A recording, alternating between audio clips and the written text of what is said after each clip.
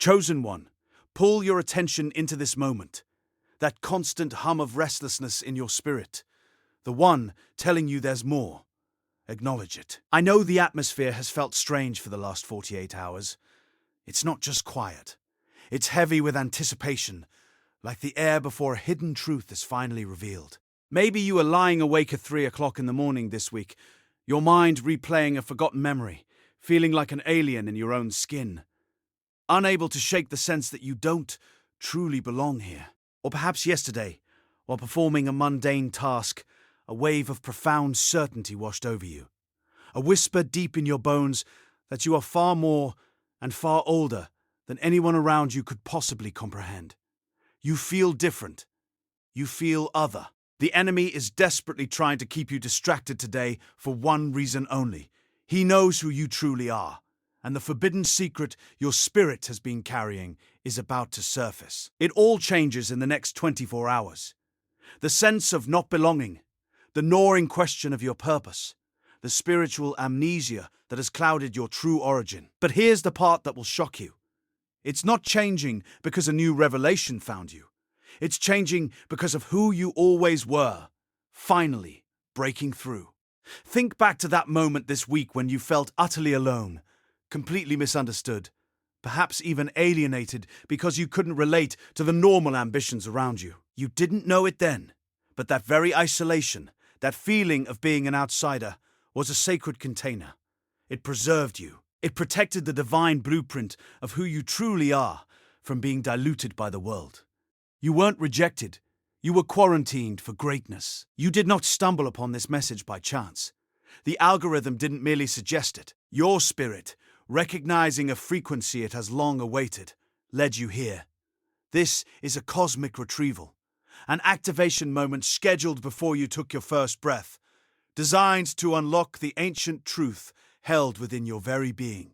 Stay until the very last second of this message, because in the next few minutes, I'm going to pull back the veil and reveal the forbidden secret your spirit has been carrying, the truth of your non-human essence. I'm going to give you the declaration that breaks the spell of normalcy and reactivates your true identity.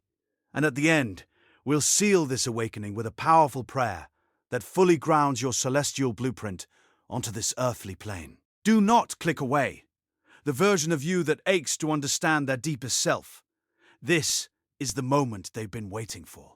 If you leave now, you risk walking past the very portal designed for your spiritual liberation, remaining in the shadows of a lie about who you are. My name is Zerekiel.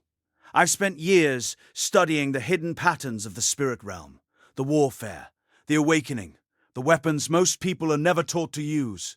And I've walked over 10,000 chosen ones through their moment of breakthrough. If this is your first time here, subscribe and hit the notification bell right now.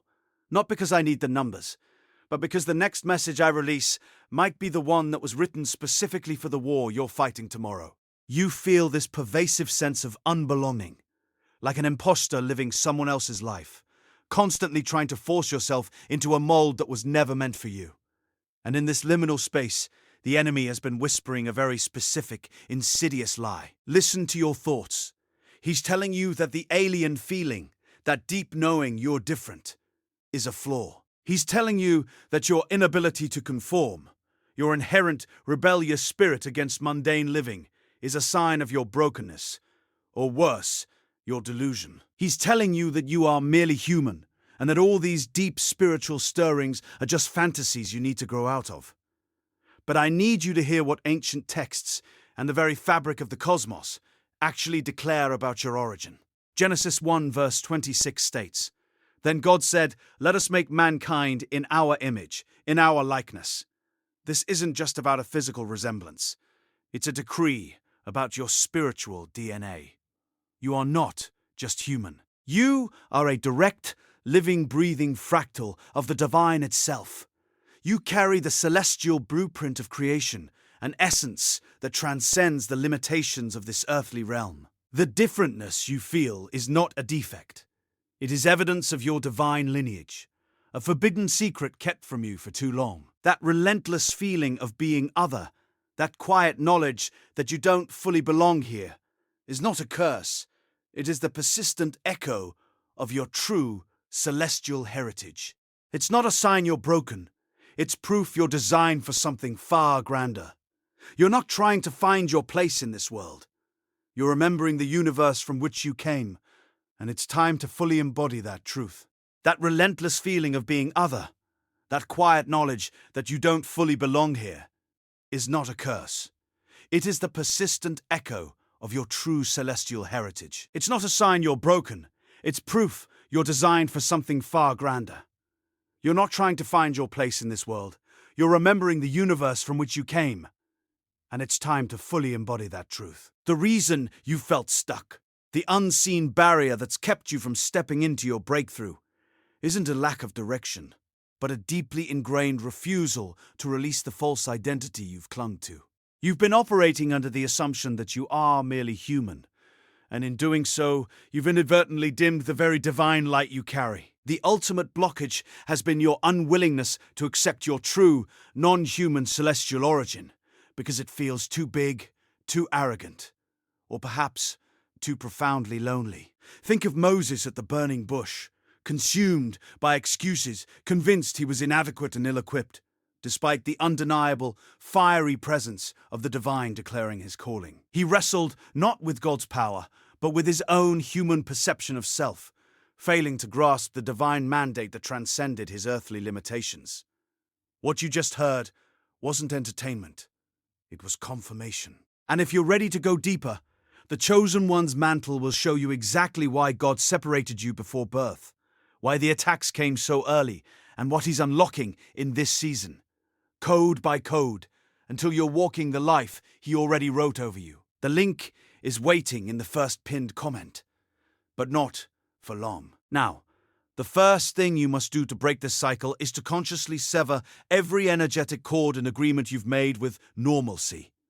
This isn't a gradual shedding. It's a radical, decisive shift, much like Saul's instantaneous transformation on the road to Damascus. He was blinded by earthly ambition and human judgment, but when divine truth intervened, his entire identity was remade in a single, unyielding moment. You must declare with conviction that you will no longer strive to fit into a mold that was never designed for your form. But here's where it goes deeper. That inner restlessness, that nagging discomfort you've always felt, isn't a flaw to be suppressed, but a homing beacon. It's your spirit yearning for its true home, constantly sending out signals to remind you of your origin. Think of the prodigal son, whose growing discomfort in the pigsty wasn't punishment, but a divine trigger, a profound internal misalignment that ultimately propelled him back to his true father's house. Your discomfort is your compass. And this leads us to something most people miss entirely. You've built a facade of humanity around yourself, layers of learned behaviors and conditioned responses designed to mimic earthly limitations. This is the moment to dismantle it, to peel back these false skins. Remember when Jesus confronted Peter, not for his love, but for trying to impose human fears and logic onto a divine destiny, declaring, "Get behind me, Satan." That wasn't a rebuke of Peter's person, but of the human-centered mindset trying to limit the divine. Your true self is waiting underneath. Coming up, the silent agreement you made that keeps you tethered to the ground, even as your spirit yearns for the stars. Now, once you understand that, you're ready for this, activating the dormant celestial memories within you. This isn't about conjuring, it's about awakening. Engage in practices that stir the ancient knowledge stored in your spiritual DNA. Spending time in nature, listening to specific frequencies, journaling without agenda. Just as Daniel could access divine insight to interpret dreams, not because he was special, but because he attuned himself to a higher frequency. You, too, hold keys to universal truths that need only to be remembered. But let me challenge you with something. You must embrace your status as a divine misfit. Your uniqueness is not a burden. It is the indelible mark of your purpose. Consider David, a shepherd boy, a perceived underdog, a misfit against the giant Goliath. His otherness wasn't a disadvantage. It was precisely why he was chosen, why he carried a different weapon, and why he saw a victory where others saw only defeat. Your difference is your blueprint. Here's the part no one wants to hear. Much of your resistance isn't from external forces, but an internal fear of your own light. You are more afraid of your true power than you are of your perceived weakness. This mirrors the parable of the talents, where the servant, out of fear, buried his talent, failing to multiply what was given. Your potential is not just a gift, it's a responsibility. In just a moment, we'll uncover the one deceptive comfort you've been clinging to that's actually an invisible cage. And yet, there's something beneath even that. You must reclaim your divine authority over earthly limitations. Your celestial nature doesn't just grant you existence, it grants you dominion. You are not merely subject to the tides of this world. You are designed to command them. Think of Jesus calming the storm. He didn't ask the wind and waves to subside. He spoke to them with the authority of his origin, and they obeyed. This is the inherent power within you. This is where the real transformation begins, the paradox of grounding celestial energy. Your vastness cannot be contained, but it must be channeled. You are called to embody your true self within this human vessel, without allowing it to shatter, or your energy to dissipate into the ether. Just as the tabernacle was designed to house the divine presence on earth, your body is meant to be a temple, where your celestial blueprint is fully grounded and expressed. But first, this has to land. The true meaning of suffering for the chosen is not punishment, but purification. Your past pain and struggles were not random acts of cruelty. They were divine fire, refining you, stripping away all that was not aligned with your true identity, and accelerating your unique path. Job's trials were not meant to destroy him, but to expand his capacity to receive, to deepen his understanding, preparing him for a double portion of blessings far beyond his previous imagining. Your suffering was your sacred forging. And just when you think you've got it, there's one more layer. That profound, often isolating feeling of being an alien, the sacred loneliness you've carried, isn't about being unloved or abandoned. It's about being on a path so profoundly unique, so elevated in its calling, that few are equipped to walk it alongside you. It is not abandonment, it is distinction. Elijah, after his greatest triumph on Mount Carmel, retreated into a cave, feeling utterly alone. Yet, God revealed that 7,000 had not bowed to Baal. His perceived loneliness was a temporary state, a moment of deep solitude required for a prophet of his caliber, preparing him for the next dimension of his calling. And here's the part you probably didn't expect. The thing that has been blocking you, that has felt like your greatest weakness, is actually your greatest strength. It's not your inability to conform, your hypersensitivity to the world's discord, or your otherness that's been holding you back.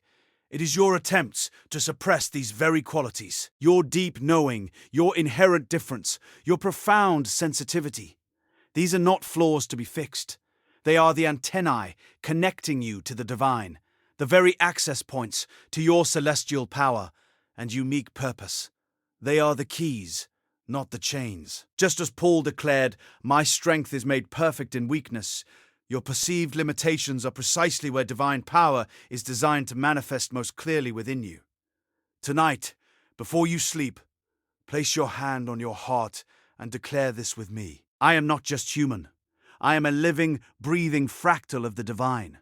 I release every agreement I made with normalcy and every lie that dimmed my light. I embrace my celestial heritage, my divine discomfort, and my sacred distinction. I activate the dormant memories within me and reclaim my authority over all earthly limitations. I declare that my past suffering was purification, and my otherness is my power. I am a chosen one, fully grounded, fully awakened, and fully aligned with the life heaven already wrote over my name. I am here to remember, to embody, and to transform. So it is, and so it is done.